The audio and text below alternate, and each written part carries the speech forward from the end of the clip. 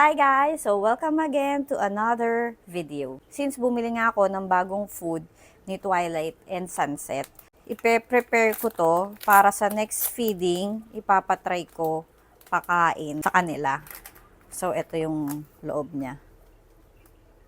So this is bloodworm pellets. Lalagyan pa rin natin siya ng probiotics, bababaran natin, at saka nitong astaxanthin. Though meron na tong color enhancing, lagyan pa rin natin ito. So, ito yung papakain ko sa kanila sa 5 PM feeding natin. Lagyan natin ng astaxanthin.